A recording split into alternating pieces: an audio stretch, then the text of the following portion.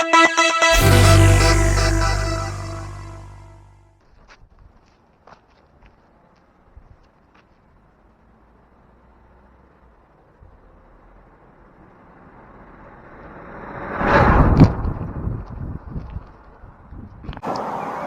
guys, and welcome to the latest edition of the Overdrive fleet.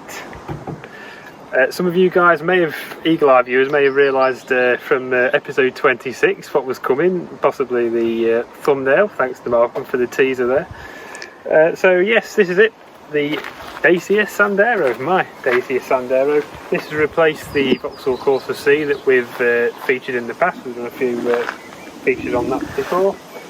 So yeah, what we're going to do today is give you a run around the car and see what you think of it.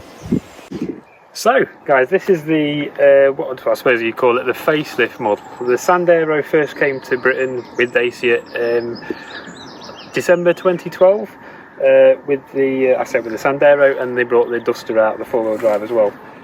This version came out in late 2016, it's, like I said, it's a facelift model. So instead of having the daytime running lights, for example, down here in halogen bulbs, you've got the LEDs on the core there. They've changed the light cluster slightly, changed the bumper design, front and back. We'll get to that in a minute. So that's the way to differentiate the facelift model. When it was new, there was 3 trim levels available. There was the Access, the Ambience, which this is, and the top spec Laureate. In my personal opinion, and I'm biased, but I think this is probably the one to go for.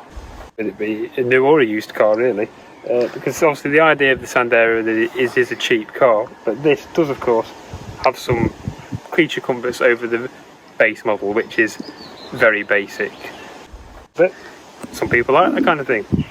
For me, I do like a few creature comforts, but I wasn't bothered about the top spec model, hence this. So you can see the cutouts there on the bumper. It would have the front fog lights if it was the top spec one. Moving around,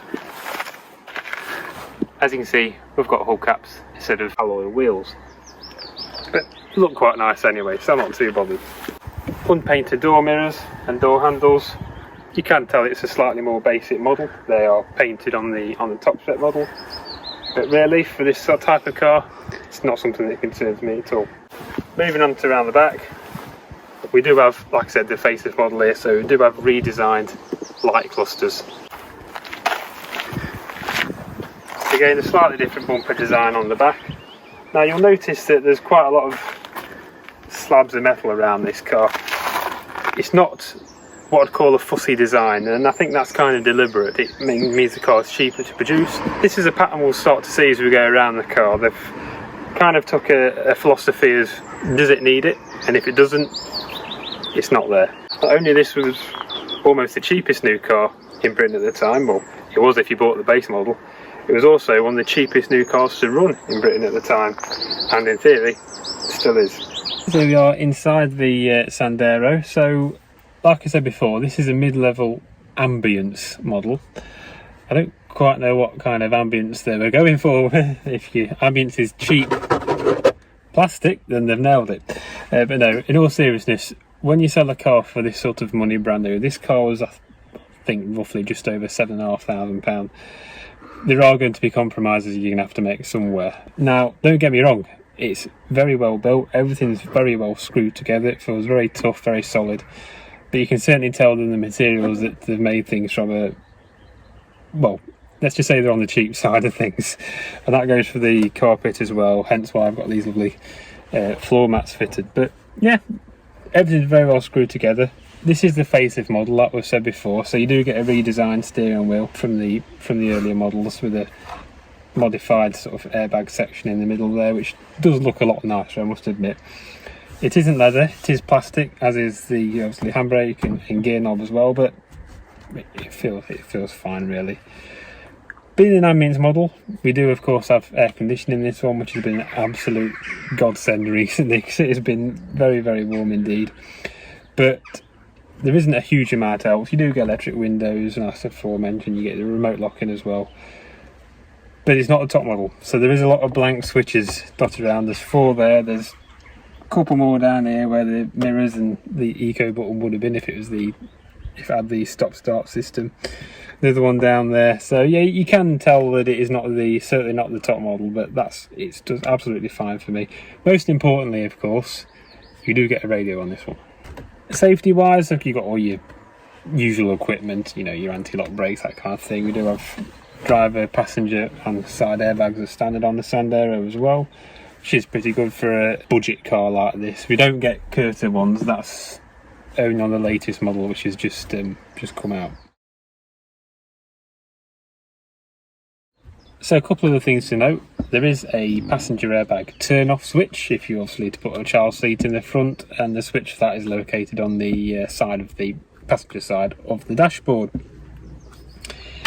When this car was new, there was, well, on this trim level at least, anyway, on the Ambience, there was 3 factory options available to you as extra cost options. There was metallic paint, there was a spare wheel, and there was a height adjustment pack. This particular car, the only option it has is the spare wheel in the boot there, and you can tell, looking at the just side there, if you can make it out, there's a cut out there where the adjustment would have been for the seatbelt had this car been fitted with the height adjustment pack. That would have also gave adjustable steering wheel and the height adjustable driver's seat as well. But we're doing without that on this car. We just have the spare wheel in the back there. The main thing to note in here though really is space. This is based on a previous generation Clio, as a lot of you are probably aware, but it certainly feels bigger in here somehow. I don't know if they've just extended it or they've took equipment out and that's just kind of give it a more airy feel, or I don't know, but it certainly feels very, very spacious in here, and it's generally a nice design. Like I say, you can tell it's cheaper materials, but everything looks quite nice and doesn't feel too bad. For the price, you know, I really can't complain at all.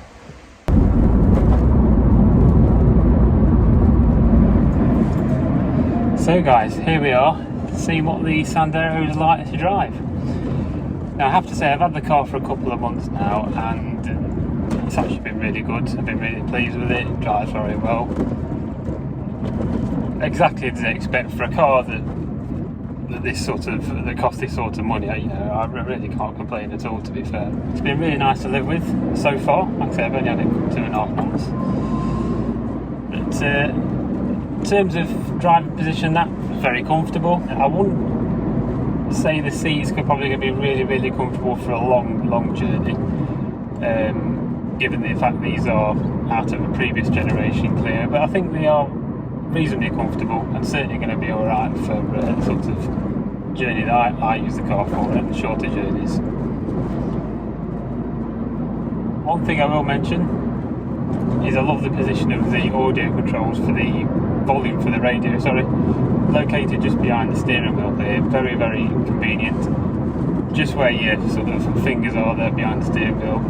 You mean you don't have to take your eyes off the road to change the volume on the radio, which is very handy. In terms of ride, been really pleased. You do feel the bumps a little bit, but I've had cars, certainly more expensive cars, that you can feel the bumps a lot more than you do in this. So it's a reasonably comfortable car, like we mentioned before already. Very, very spacious. Well, for the size of car anyway. This is the 1 litre 3-cylinder non-turbocharged petrol engine, producing around about 75 horsepower, which doesn't sound like a lot, and it isn't, but given the fact this is a fairly small and seemingly a very light car, it doesn't seem to make much difference at all. It makes it extremely economical. I think the gearing helps with that side of things as well, actually. It's certainly geared towards economy more than anything else, that's for sure. So yeah, really very pleased, to be honest with you, in the way the car drives. For shorter journeys it's absolutely ideal, and even on slightly longer ones it does seem reasonably comfortable as well. So yeah, can't complain at all really. So far so good. Everything is kind of where you expect it to be. It's ergonomically as you'd expect and very comfortable. You can see where they've saved money here and there, but they are very, very small compromises, not really such ones that I would worry too much about at all. So yeah, all in all, very pleased, and can't complain at all, to be fair. So we'll see how it goes. But